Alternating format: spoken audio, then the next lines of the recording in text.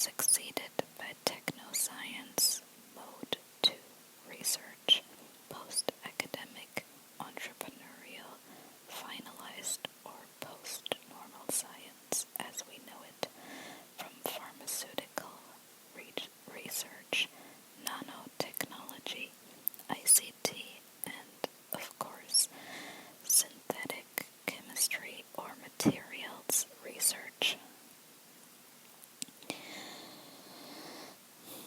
Any such suggestions of an epochal break is vulnerable to objections.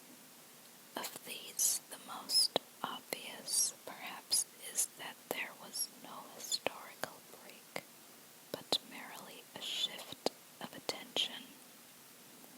Instead of focusing on the continuing inquiries by theoretical physicists of evolutionary biologists, we are now foregrounding those disciplines that have always operated in a techno-scientific or entrepreneurial manner.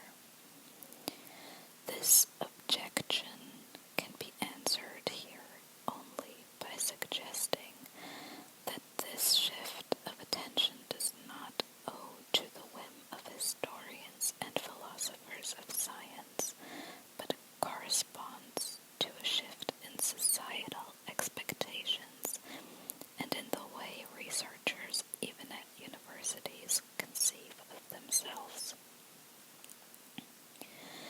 Chemistry and materials research have displaced theoretical physics at the pinnacle of the sciences. We increasingly look to them and the various nano, bio, or information technologies if we want to know what science is and does. Accordingly, the definition of technoscience that is operative in the following reflections does not rest on the claim that scientific practice has undergone a profound change, though with the advent of the computer, new techniques of experimentation, visualization, and simulation, there may well have been such a change too. Instead, my definition of technoscience posits a shift in the self-understanding and epistemic values of science, adding to this only that such a shift in self-understanding will be consequential in that it serves to orient practice differently. For the purposes of this paper, I define technoscience rather simply in reference to Ian Hacking's distinction of representing and intervening. In technoscientific research, the business of theoretical representation cannot be dissociated, even in principle, from the material conditions of knowledge production, and thus from the interventions that are required to make and stabilize the phenomena.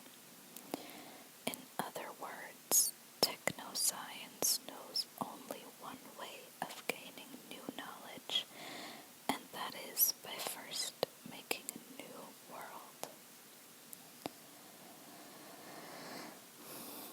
All extant definitions of technoscience have in common that they view it as a hybrid or monster of sorts, something that defies classification because it does not fit the classical dichotomies. I really don't know how to pronounce that word. It's spelled D-I-C-H-O-T-O-M-I-E-S.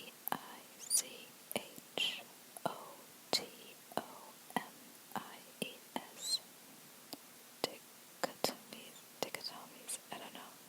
Dichotomies of nature and culture, science and technology, representing and intervening.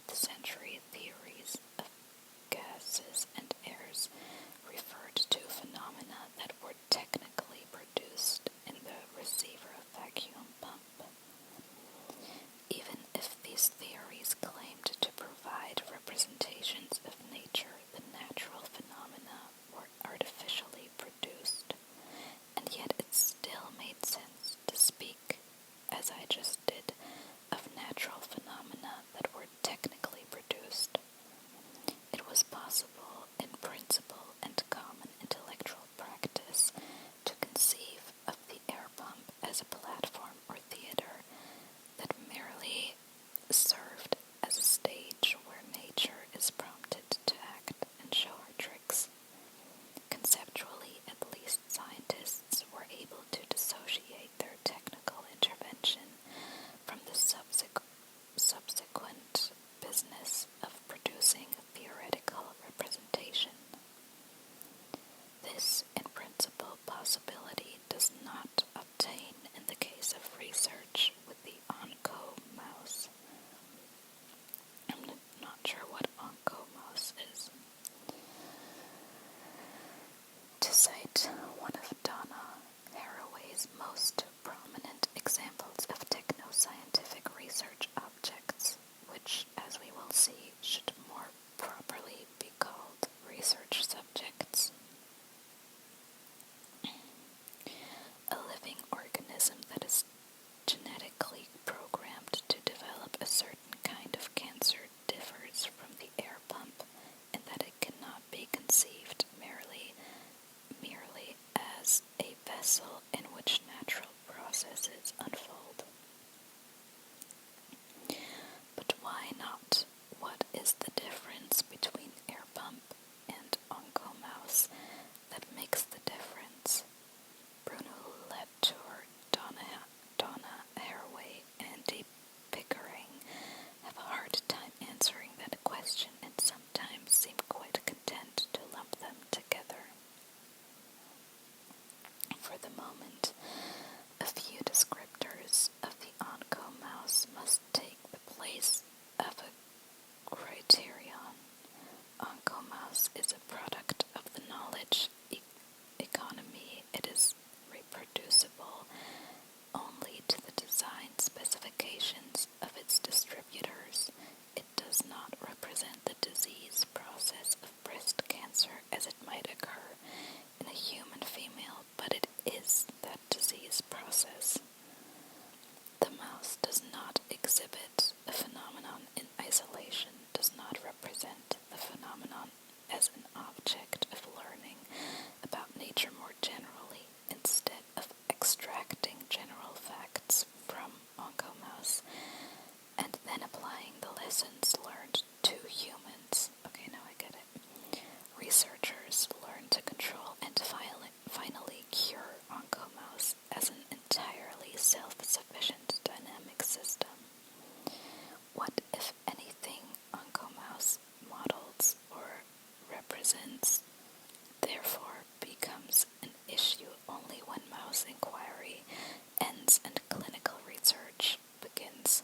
That is, when one needs to learn how to implement mouse knowledge in a related biological system. 2. Constructions of immediacy.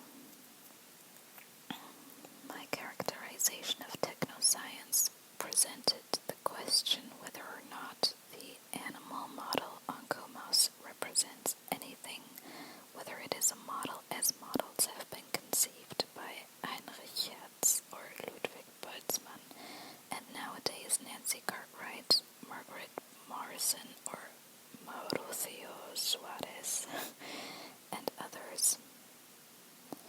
I would like to probe more deeply at this point what the transition from classical modern science to the technosciences amounts to. I will argue that it is a transition from artful constructions of immediacy in modern science to a collapse of distance in the technosciences. This main thesis of the present discussion has a mostly critical thrust, since the collapse of distance signifies methodological forgetfulness, missing critical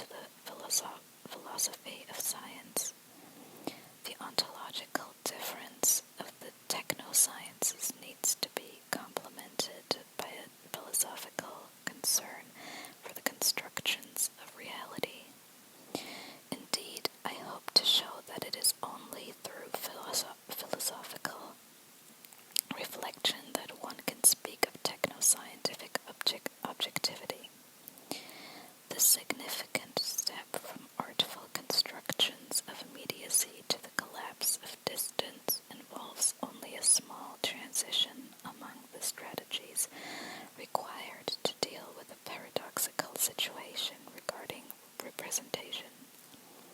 The very idea of representation presupposes, after all, that there is a distance between a representation and its object.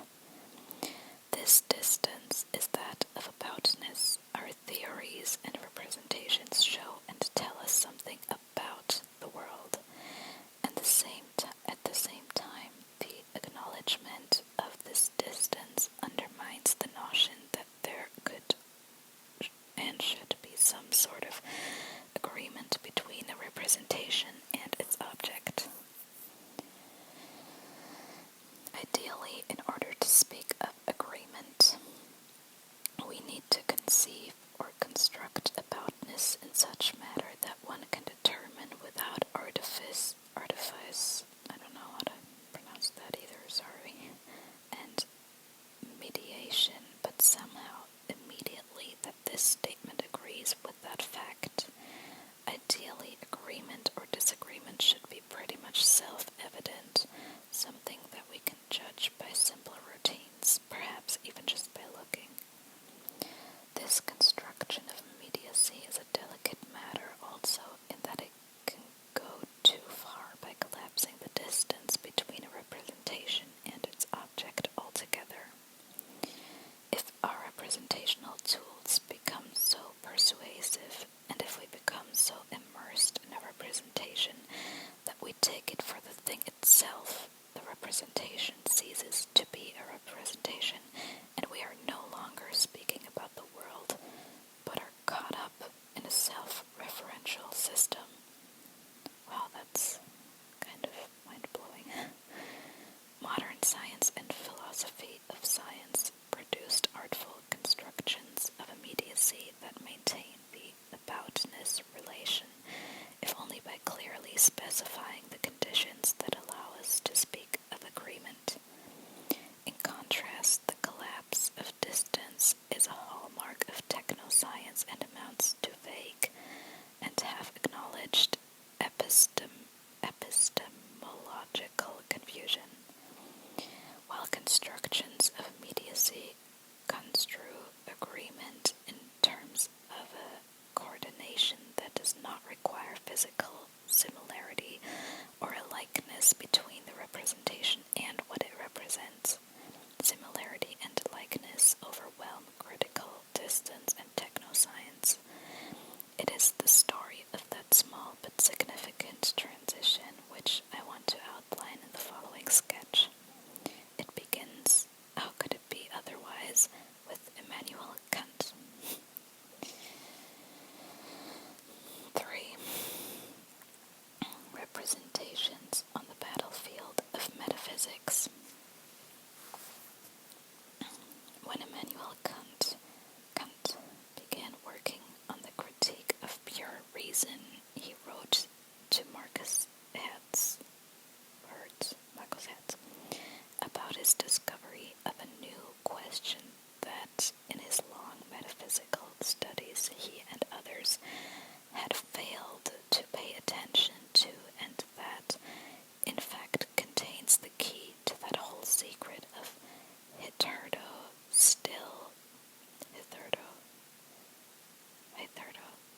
still obscure metaphysics.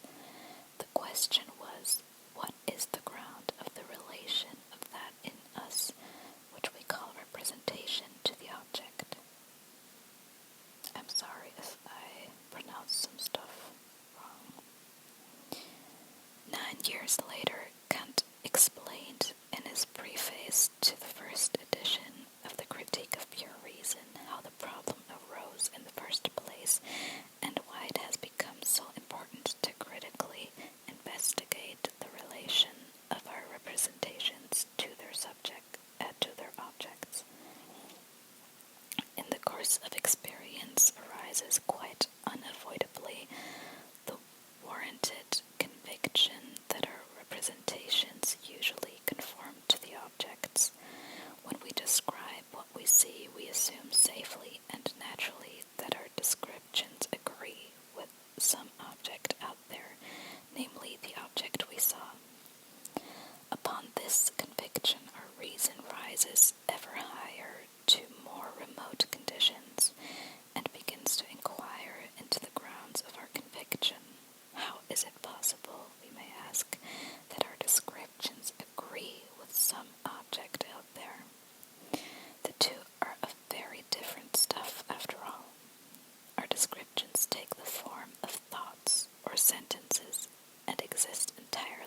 outside our minds, while the objects are material things that exist independently in the external world, indifferent to how we think of them.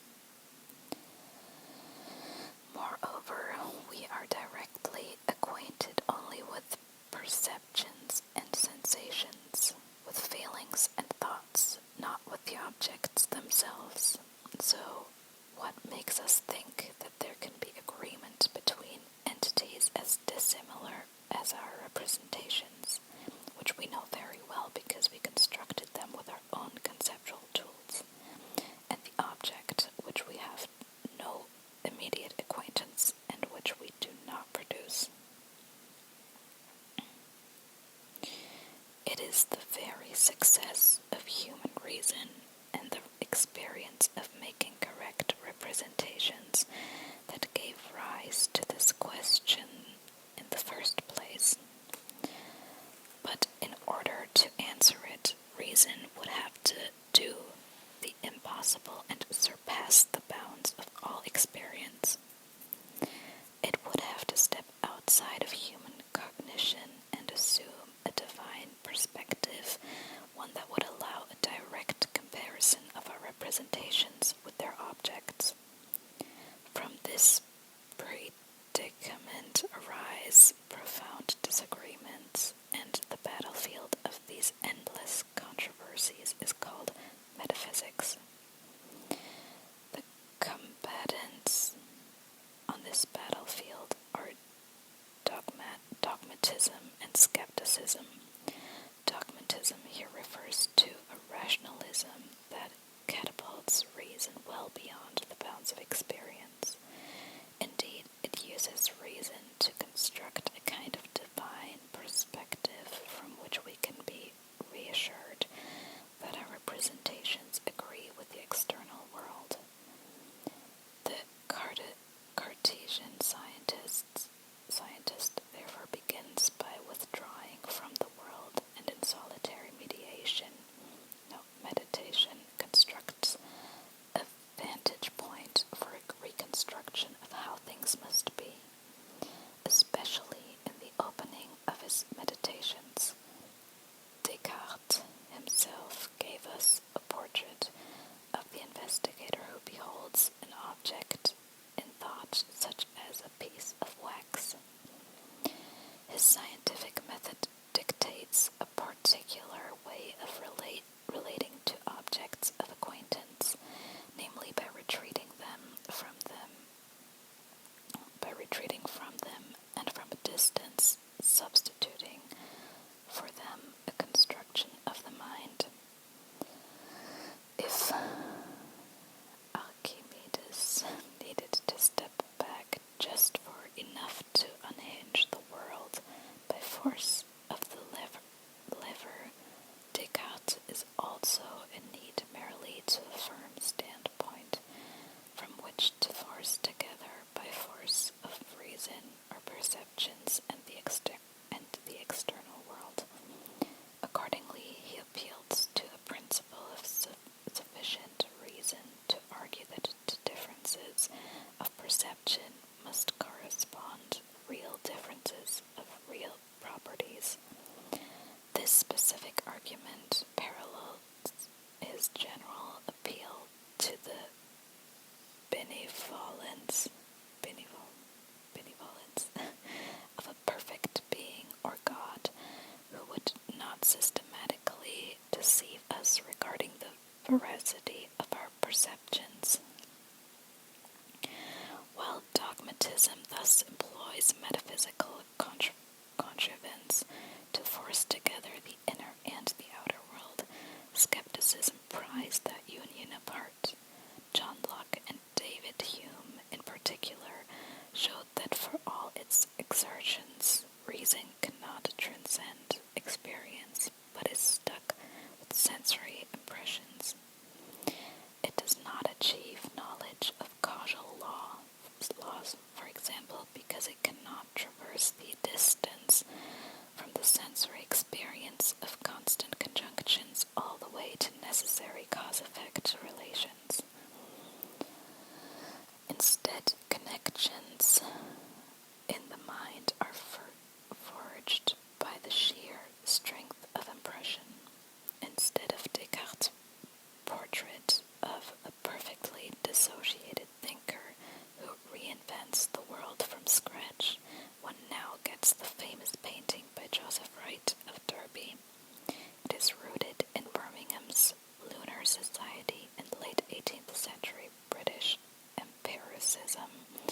and shows the object of experience overwhelming its beholders.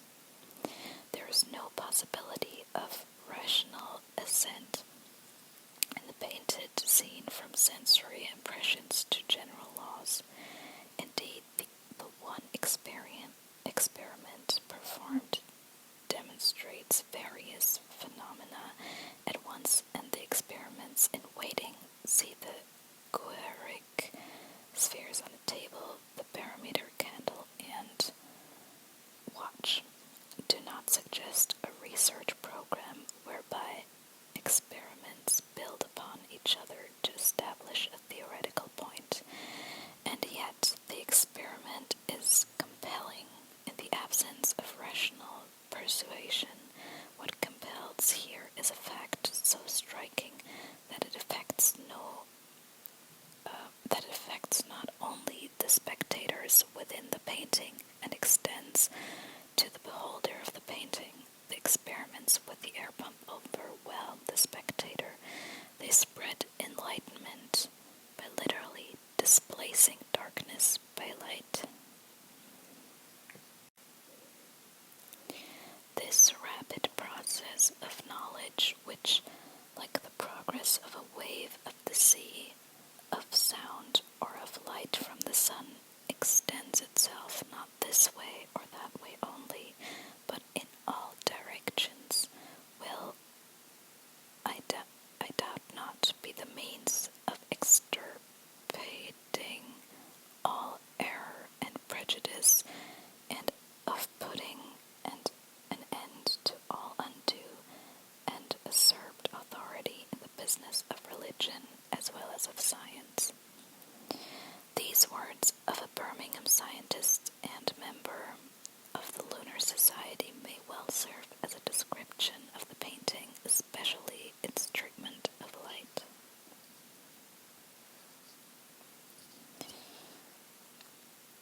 They also make the Lockean point that the formation of representations is part of a natural process, as impressions propagate like waves of light, leave their mark, destroy false ideas, and gradually establish the truth. 4. Artful construction. Immanuel Kant opened the door for a third approach and articulated a kind of immediacy that requires neither rationalist reconstructions nor a surrender to overwhelming sensory impressions. According to Kant, dogmatism and skepticism tried to answer the wrong questions by asking, can reason bridge the gulf between our representations and their fundamentally dissimilar objects? Between dogmatic attempts to answer yes and the skeptical reminders that the answer must be no, emerged a critical philosophy which did not provide an answer at all, but removed the question. The critique of pure reason demonstrates that there is no gulf between inside representations and outside objects. Instead of asking how our representations can agree with the objects, Kant famously proposed that we find out in which ways the objects must agree with our representations. We experience everything as given in time and space, thus susceptible to mathematical treatment. We also experience every event as the effect of a prior event and as the cause of a later event, thus susceptible to scientific or causal treatment. Time, space, causality, and other categories do not adhere to the things in themselves. They transform what is given to the senses into an object of experience that is given to the mind. The relation between representations and their objects is thus an internal relation between entities that, far from being radically dissimilar each other. In a Wittgensteinian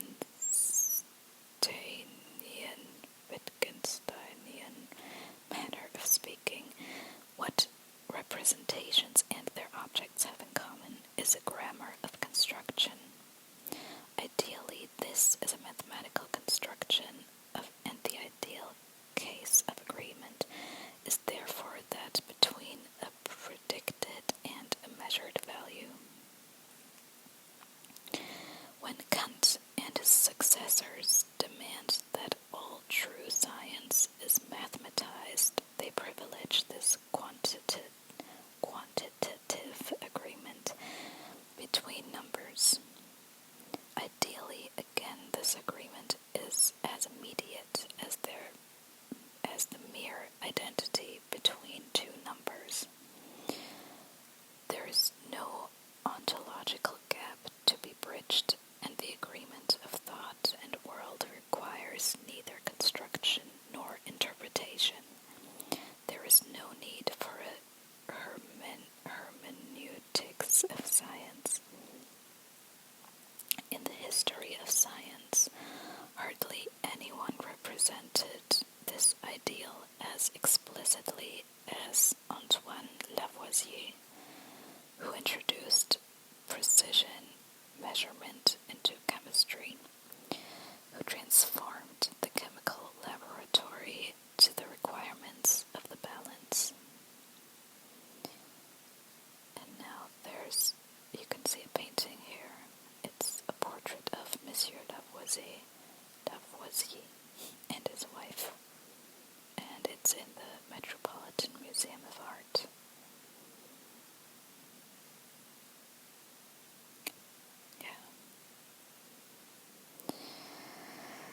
And the calculation of weights, and who claims to have obtained measurements that agreed to several decimal points with his theoretical predictions. Sorry, I interrupt the sentence there. I interrupted it. Especially in contrast to Wright of Derby's near contemporary painting, The Portrait of Lavoisier and His Wife by Jacques-Louis David exemplifies how a scene of representation is instituted, since the aesthetic attitude of beholding the object is here so subtle and nuanced and involves such a precarious balancing act that it becomes clear why I should speak of an artful construction of immediacy. From among the many relevant differences between the two paintings, I want to emphasize that in the portrait of Lavoisier, the instruments are subservient to the main activity of writing and thinking, and here the Enlightenment's light of reason takes a view from nowhere to illuminate the entire scene. Lavoisier and David show that it requires an artful construction to behold a scene in this manner, instead of implicating and overwhelming the viewer in the violent propagation of impressions. The view from nowhere presents the scene as a scene, the object as an object, that is, from a distance. At the same time, it is not dissociated from the spectator, but offers the scene as one that absorbs us or holds our interest, that can be entered and explored. Where Wright of Derby's painting radiated outward, this one invites us in. But to enter this picture is a delicate and highly inferential procedure that consists in transformations of perspective that derive from and implicitly preserve the rational perspective of the view from nowhere. For example, Lavoisier is known to have transformed the laboratory by configuring it to the balance and more generally to measurement methods.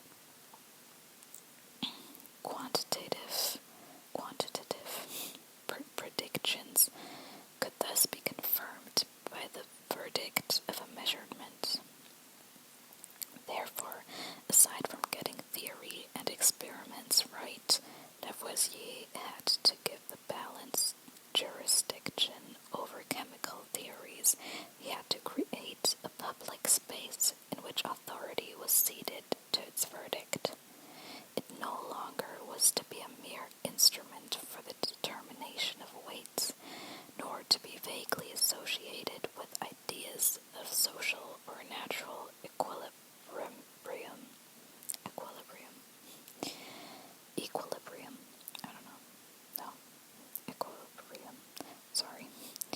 Like the scales of justice, upon weighing the evidence, it would tilt to one side or the other, ambiguously determining right from wrong. In the case of chemical experimentation, it was failure to establish an equality of weight before and after a reaction which would tilt the balance against a hypothesis. Bernadette Vincent eloquently describes this employment of the balance. In the act of weighing, Lavoisier sought to create an experimental space that was entirely under the experimenter's control. Once balanced with weights on Lavoisier's scale, substances were transformed from objects of nature to objects of science. The balance divested substances of their natural history, their geographical and geological origins, their circumstances of production made little difference. They were transformed into samples of matter made commensurable by a system of standardized weights. A seeming paradox arises from this description. Lavoisier created an experimental space entirely under the experimenter's control, at the same time one in which the balance functioned as an instrument of persuasion in an agonistic field.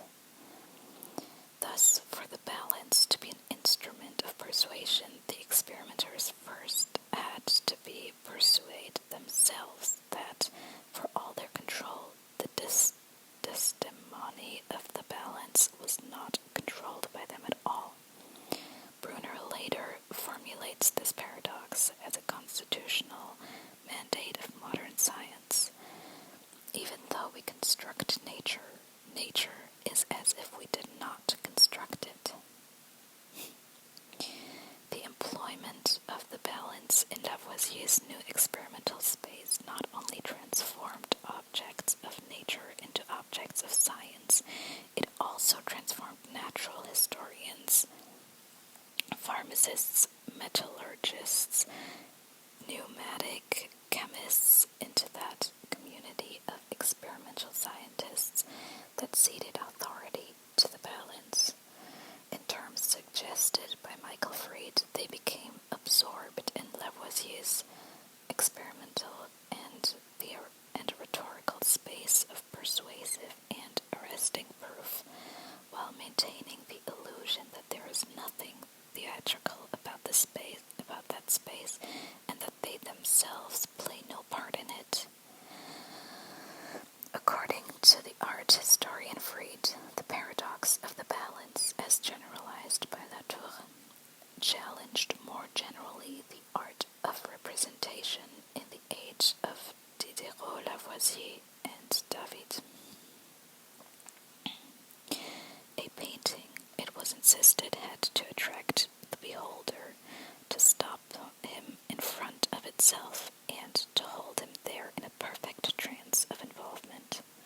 At the same time, it was only by negating the beholder's presence that this could be achieved, only by establishing the fiction of his absence or non-existence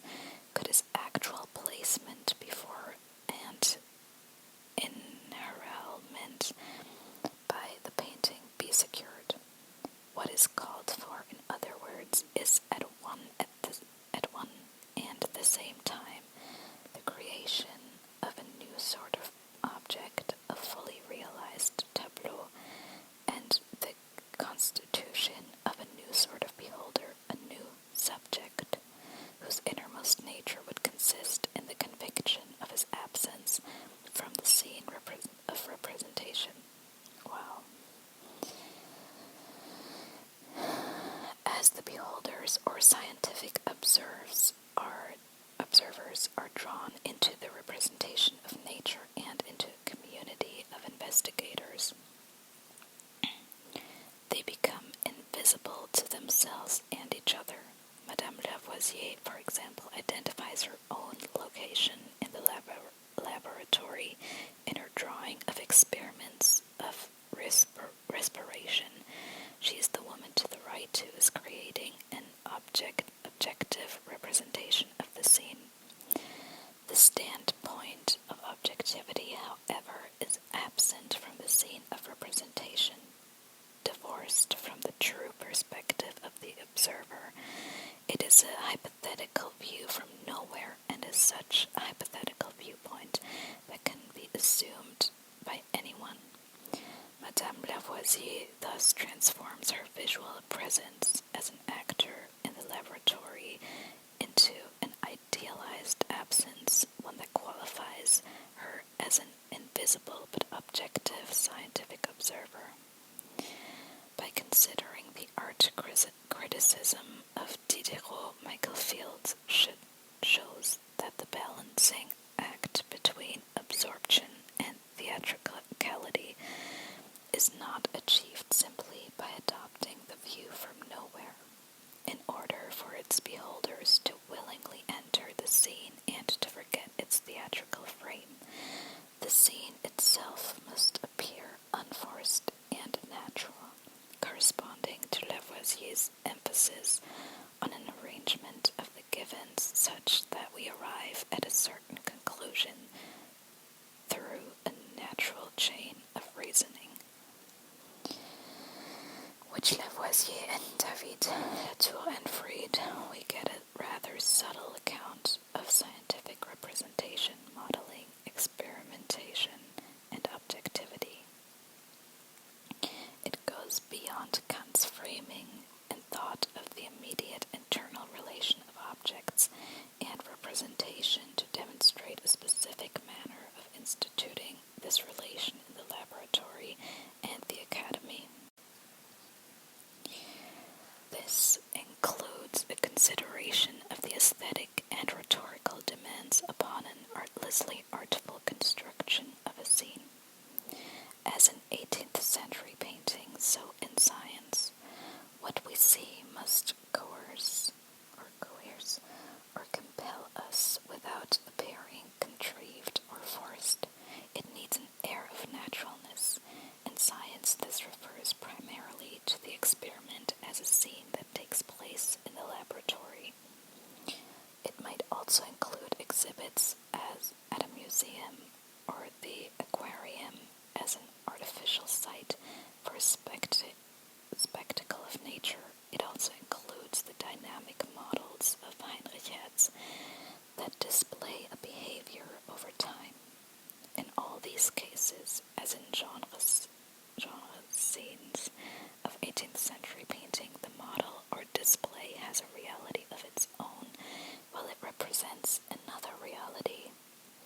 We are therefore in a state of limbo, simultaneously present and absent from that scene, its witnesses but not its creators. The human observers are silent and simply accept the verdict of nature, quite irrespective of the fact that only they have given nature the language to speak through the experiment. This dialectic of absorption and theatricality, that is, of an absorption that is theatrically produced but simultaneously negates its character as theater, is characteristic for modern science and appears in many variants.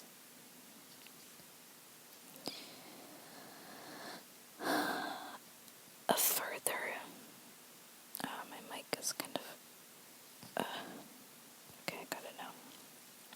A further decisive feature of Kant's account of the construction of immediacy suggests itself here. On the one hand, the distance between representations and their objects is reduced to the immediacy of an internal relation. On the other hand, this immediacy is possible only within a critical investigation of the limits of reason. The internal relation obtains because in our thinking we cannot venture any way beyond the phenomena to the things themselves. It obtains because we can know the world only as it is given to us, and not as it is in and of itself. This, of course, is the punchline of Kant's philosophy.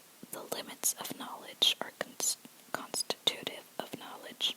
The very idea of agreement between a representation and its object makes sense only where experience is nothing but a more or less contingent system for the representation of phenomena as phenomena. The Kantian strategy for the construction of immediacy was taken a step further by the physicist Heinrich Hertz and by Ludwig Wittgenstein, by emphasizing that the agreement between representations and their objects involves no similarity between the two. They underscore firstly Kant's focus on quantitative agreement, and secondly that this agreement becomes possible only within definite limits of knowledge and language. In the Tractatus Logico-Philosophicus, Wittgenstein reduces the ontological gap between sentences and facts by treating sentences as facts. A sentence is a configuration of words, just like a state of affairs is a configuration of things. There is no qualitative similarity or physical likeness between these two kinds of facts, but there is a possibility of coordination that permits a simple and immediate decision regarding the agreement or disagreement between a sentence and a state of affairs. Here Wittgenstein follows Heinrich Hertz, who spoke in very similar terms of the agreement between mind and world as that between two systems which model each other by way of coordination rather than physical similarity. Here is just one quote from Hertz's Remarks and Dynamical Systems, a passage that is cited by Wittgenstein in Tractatus. It is generally impossible to carry our knowledge of the connections of natural systems further than is in specifying models of the actual systems. Involved, not involving. We can then, in fact, have no knowledge as to whether the systems which we consider in mechanics agree in any other respect with the actual systems of nature which we mean to be considering than this alone, that the one set of systems are models of the others. The relation of a dynamical model to the system of which it is regarded as the model is the same as the relation of the pictures our mind forms of things to these things. The agreement between mind and nature can therefore be compared to the agreement between two systems which are models of one another, and we can even account for this agreement by assuming that the mind is capable of making actual dynamical models of things and of working with them. The story goes on with further developments or variants to the Kantian strategy for constructions of immediacy within a framework of critical restraint. From the representatives of the Vienna Circle in the accounts of Nelson Goodman or Donald Davidson, all the way to sociologists of scientific knowledge like Andy Pickering, one encounters expressions of the same basic idea. Once we give up all attempts to mirror the world introduce in our models the exact workings by which nature affects things, we become free to make full use of our conceptual resources. By surrendering the claim that we can now know how things really are, we increase our powers of representation and of creating images or theoretical models that agree with observed and measured data. This increase in powers of representation is thus qualified by a positivist disclaimer, by an implicit and generalized footnote that accompanies all scientific work. It states that we know nothing of reality because all we have are models that are constructed by us. Alright, I'm gonna leave it at this because I'm only about halfway through with the text, and this video is already 54 minutes long. So, yeah, it's gonna be, it would take years if to upload the video if I read the whole text. So I'm gonna divide it in two and do the second